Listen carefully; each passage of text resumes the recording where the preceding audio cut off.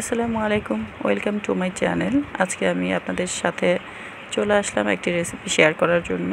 সেটা হচ্ছে সেদ্ধ চাল ও গরুর মাংস দিয়ে আখনির রেসিপি। রেসিপিটি দেখার জন্য আপনারা আমার ভিডিওর সাথেই থাকুন, শেষ পর্যন্ত থেকে ভিডিওটি দেখবেন। সো আমি এখানে প্রথমে নিয়ে নিয়েছি 4 কেজি গরুর মাংস। 4 কেজি গরুর মাংসের সাথে আমি মশলা দিয়ে এটাকে ম্যারিনেট করে রেখে দিয়েছিলাম। আর মশলাটা হচ্ছে এখানে আমি দিয়েছিলাম আদা বাটা, রসুন বাটা, পেঁয়াজ কুচি, জিরার গুঁড়ো, ধনিয়ার গুঁড়ো, হলুদ গুঁড়ো, মরিচের গুঁড়ো, সরিষার তেল। আমি এগুলো দিয়ে ভালো করে মাংসটা ম্যারিনেট করে প্রায় 40 মিনিটের মতো রেখে দিয়েছিলাম। সো 40 মিনিটের মতো রেখে দিয়ে আমি চুলায় পাতিল বসিয়ে আমি সেখানে তেল দিয়ে তেলটা গরম করে আপনার 4 কেজি মাংসের সাথে 3 কেজি চাল আমি দিব। তো এই ক্ষেত্রে আমি তেলটা অনুমান করে দিয়েছি। আপনারা যে যতটুকু রান্না করেন ওটা তেল আন্দাজ করে দিলে হবে, অনুমান করে দিলে হবে। আমি এখানে প্রায় হাফ কেজির মতো তেল দিয়েছি, হাফ কেজিরও বেশি হবে তেল দিয়েছি। দিয়ে আমি পেঁয়াজটা ব্রাউন কালার করে ম্যারিনেট করা মাংসগুলো দিয়ে দিলাম। ম্যারিনেট করা মাংসটা দিয়ে আমি এভাবে নেড়ে চেড়ে নিচ্ছি, কারণ মাংসটা যেন নিচে পুড়ে না যায়, লেগে না যায়। তাই আমি এভাবে ঢাকনা ছাড়া মাংসটা কষিয়ে নিব কিছুক্ষণ, এভাবেই রাখবো কিছুক্ষণ। পাশে আমি আলু ভেজে রেখে দিয়েছি আখনিতে দেওয়ার জন্য, ওটা আমি লাস্টে দিব। সো এভাবে কিছুক্ষণ পরপরই আপনারা মাংসটা নেড়ে চেড়ে দিতে হবে, কারণ হচ্ছে যেন পুড়ে না যায় সেটা খেয়াল রাখতে হবে। সো আমিও যেন পোড়া লেগে না যায় তাই মাংসটা কষিয়ে নিচ্ছি, ভালো করে নেড়ে চেড়ে দিচ্ছি। কিছুক্ষণ পরপর নাড়তে হবে, নাহলে মাংস পুড়ে যাবে। মশলা পুড়ে গেলে খাবারের টেস্ট একেবারেই নষ্ট হয়ে যাবে। সো আমি এভাবে ঢাকনা ছাড়া চুলার পাশে দাঁড়িয়ে থেকে কিছুক্ষণ পরপর নেড়ে দিচ্ছি। ঢাকনা দিলে পানি উঠে যাবে, তাই ঢাকনা দিলাম না, এভাবেই ঢাকনা ছাড়াই এটাকে ভালো করে কষিয়ে নিচ্ছি। মশলাটা পুড়ে না যাওয়ার জন্য খুব অ্যালার্ট হয়ে এখানে দাঁড়িয়ে থেকে আমি নাড়াচাড়া করছি। দেখতেই পাচ্ছেন যে এভাবে নাড়াচাড়া করে কিছুক্ষণ পরপর নেড়ে দিয়ে আমরা ভালো করে মাংসটা কষিয়ে নিব। এই পর্যায়ে আমি দিয়ে নিলাম, মাংসটা যেন পুড়ে না যায়, এই পর্যায়ে আমি একটু পানি দিয়ে নিলাম। একটু পানি দিয়ে আমি মাংসটা আরেকটু কষিয়ে নিব। তারপর হচ্ছে আমি এখানে কিছু বাদাম বেটে রেখে দিয়েছিলাম, পেস্তা বাদাম, কাজু বাদাম, আপনারা যার যেটা থাকে হাতে নাগলে সেটাই দিতে পারেন, কোনো সমস্যা নেই। আমি বাদাম বেটে রেখে দিয়েছিলাম, আপনারা বাদাম না থাকলে সেই ক্ষেত্রে নারকেল বাটাও দিতে পারেন।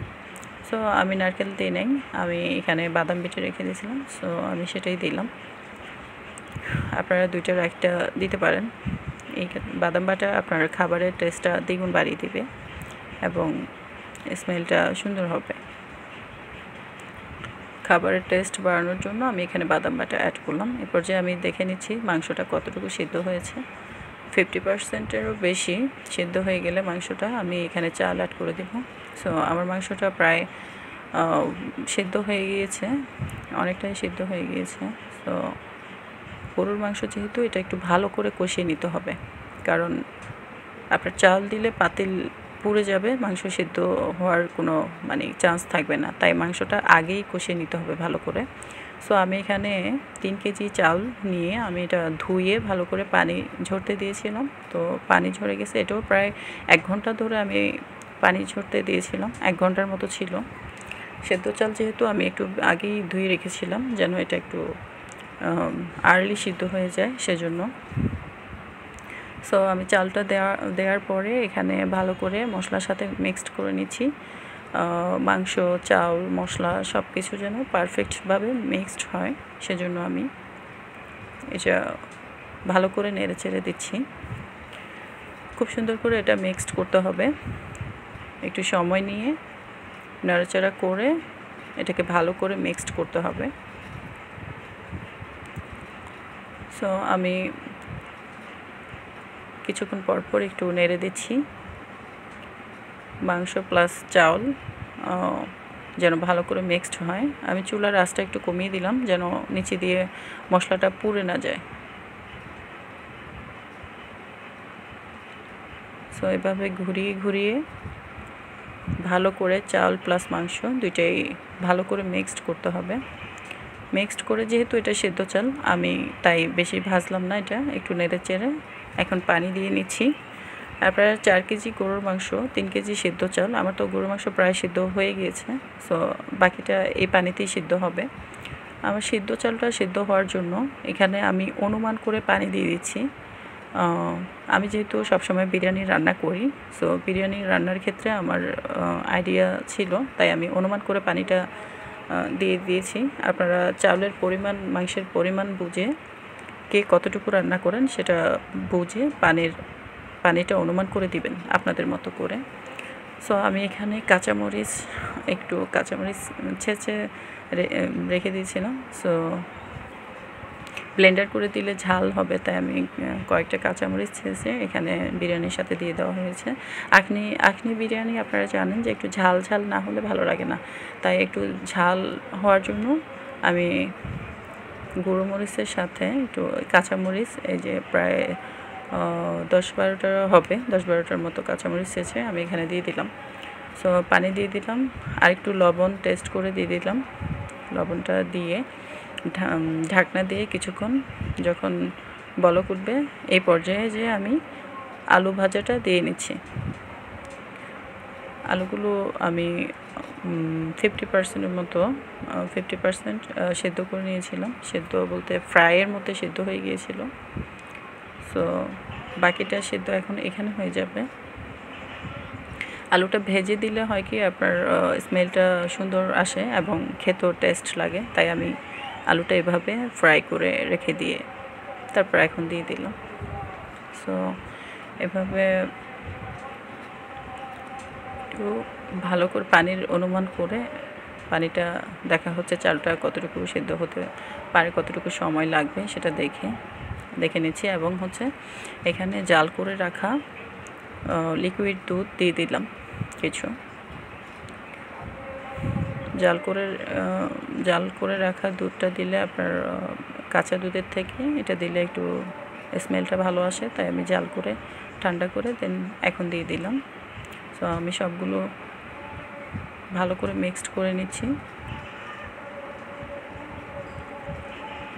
ভালো করে মিক্সড করে এই যে আমাদের প্রায় এখন ঢাকনা দিয়ে আমি কিছুক্ষণ এটাকে রেখে দেব। লবণ দেখে নিলাম পারফেক্টভাবে হয়েছে কিনা। সেক্ষেত্রে আপনারা লবণ দেখার ক্ষেত্রে এই সময়টাতে লবণ দেখে নেবেন, কারণ হচ্ছে এরপরে যখন পাতিল পুড়ে যাবে, পানিটা শুকিয়ে যাবে, লবণ দিলেও আপনারা বুঝবেন না, তাই এই পানিটা থাকা অবস্থায় লবণের টেস্টটা বুঝে যদি লবণ লাগে দিয়ে নেবেন এখানে, আর না লাগলে স্কিপ করবেন। সো আমি এটা সব কিছু পারফেক্ট হয়েছে কিনা দেখে নিলাম। এরপর ঢাকনা দিয়ে আমি রান্না করে নেব। এরপর যে আমি লাস্টে হচ্ছে এখানে ঘি দিয়ে নিচ্ছি, যেটা হচ্ছে ফুল রেসিপির একটা মোস্ট ইম্পর্ট্যান্ট একটা ইনগ্রেডিয়েন্টস, যেটা না দিলেই নয়। এই ঘিটাই হচ্ছে আপনার খাবারের টেস্ট বাড়াবে দ্বিগুণ। এবং এখানে আমি গরম মশলার গুঁড়া রেখে দিয়েছিলাম, মাংসের সাথে কিছু গরম মশলার গুঁড়া আমি প্রথমেই দিয়ে নিয়েছিলাম, দিয়ে ওটা মাংসটা কষিয়ে নিয়েছিলাম। সো বাকি মশলাটা আমি এখন অ্যাড করে দিলাম, এটা ঘিয়ের সাথে এখন অ্যাড করে দিলাম। এতে ফ্লেভারটা ভালো আসবে লাস্ট পর্যায়ে, এটা কোনো গন্ধ লাগবে না। আমি বিরিয়ানির কোনো মশলা এখানে অ্যাড করি নাই, তাই মশলাটা পরিমাণ মতো দিয়ে নিয়েছি, যেন ন্যাচারাল আখনি বিরিয়ানির স্মেলটা থাকে, ফ্লেভারটা পাই। সেজন্য আপনারা চাইলে বিরিয়ানির মশলাটাও অ্যাড করতে পারেন, এখানে কোনো সমস্যা নেই, বাট আমার এটা খুব ভালোই ছিল। আমি বিরিয়ানির মশলা ছাড়া এটা রান্না করেছি এভাবে। সো আমার ন্যাচারাল যে ফ্লেভারটা সেটা আমরা পেয়েছি, আলহামদুলিল্লাহ। সো আপনারা চাইলে বিরিয়ানি মশলা দিয়ে রান্না করবেন। সো আমি এটা ভালো করে এখন নেড়েচেড়ে দিয়ে মিক্সড করে, এই তো আমার রান্নার ফাইনাল লুক। বাকিটা দেখানো হয় নাই, সেটার জন্য সরি। ফাইনাল লুকটা দেখেন, এবং খাওয়ার পর দেখলাম যে সত্যি পারফেক্ট হয়েছে এবং টেস্টও ভালো ছিল, আলহামদুলিল্লাহ। আপনারা এরকম ভিডিও পেতে আমার চ্যানেলের পাশেই থাকবেন।